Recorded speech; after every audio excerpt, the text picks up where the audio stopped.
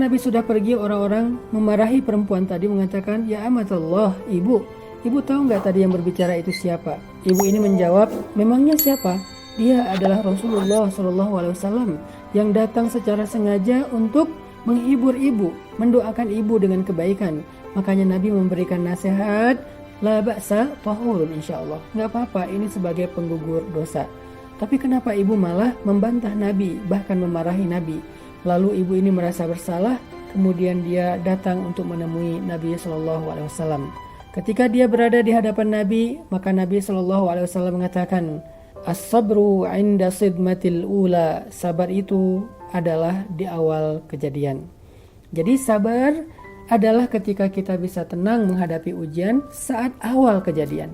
Sabar itu adalah ketika kita tidak panik, ketika kita tidak mengeluh secara berlebihan, ketika kita tidak histeris, ketika kita tidak mencari kambing hitam saat kita mendapatkan satu ujian. Itulah sabar.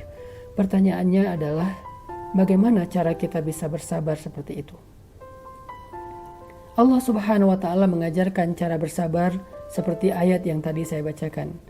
Siapa orang yang sabar? Bagaimana cara orang bersabar? Kata Allah, "Alladzina idza asabathum musibah qalu inna lillah wa inna ilaihi raji'un." Salah satu di antara cara sabar adalah apabila kita ditimpa musibah, maka kita katakan, "Inna lillah." Kami ini milik Allah. Saya, keluarga saya, harta saya, semuanya milik Allah. Wa inna ilaihi raji'un. Kapanpun Allah berhak untuk mengambilnya kembali. Sehingga muncul di situ kita belajar ridho, belajar menerima, belajar pasrah dengan ketetapan Allah Subhanahu wa Ta'ala. Selain kalimat innalillah, Nabi juga mengajarkan kepada kita sebuah doa yang bisa membuat kita lebih tenang dan sabar dalam menghadapi ujian. Di antaranya adalah doa yang diajarkan Nabi kepada keluarga Bani Salamah, yaitu Abu Salamah dan Ummu Salamah. Apa doanya? Allahumma ajurni fi musibati wakhluf li khairam minha. Ya Allah, beri saya pahala dalam musibah saya dan beri saya ganti yang lebih baik darinya. Di sini juga kita belajar tentang satu hal yang luar biasa. Kita belajar hikmah di dalam doa yang diajarkan Nabi. Apa hikmahnya? Bahwa sesungguhnya kalau Allah mengambil satu nikmat dalam kehidupan kita, itu berarti Allah ingin menggantinya dengan nikmat lain yang lebih baik. Itu hikmahnya.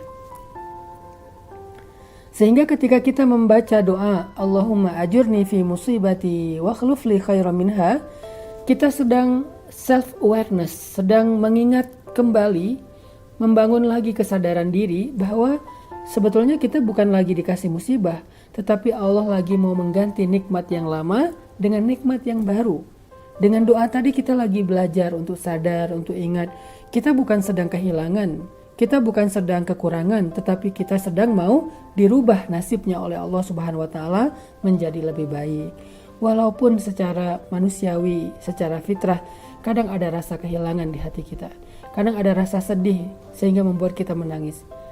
Dan tidak ada dosa ketika seseorang menangis atau menitikkan air mata.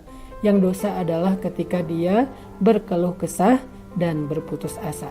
Maka dari itu coba kita amalkan dua kalimat ini ketika kita mendapatkan musibah. Yang pertama, kalau kita dapat musibah, coba kembalikan kesadaran kita bahwa kita ini milik Allah, harta kita milik Allah, keluarga kita milik Allah, pekerjaan kita milik Allah, semua yang ada dalam kehidupan kita milik Allah. Jadi Allah berhak untuk mengambilnya kapanpun. Itu yang pertama. Sehingga kita ridho, pasrah, terima ketentuan Allah. Yang kedua, kita belajar dengan membaca doa yang diajarkan Nabi tadi tentang bahwa sesungguhnya Allah tidak pernah mengambil sesuatu dari hambanya secara zalim. Allah itu maha adil dan maha syakur. Sehingga kalau Allah mengambil sesuatu dari hambanya, maka Allah akan menggantikan untuk hamba itu sesuatu yang lebih baik daripada sebelumnya. Dengan syarat dia berbaik sangka kepada Allah, dia sabar, dia tidak mengeluh, dia tidak panik, dia tidak histeris, dan dia tidak menyalahkan Allah Subhanahu wa Ta'ala. Dia ridho dengan ketetapan Allah tadi. Maka Allah pasti memberikan ganti yang lebih baik. Barakallahu fikum.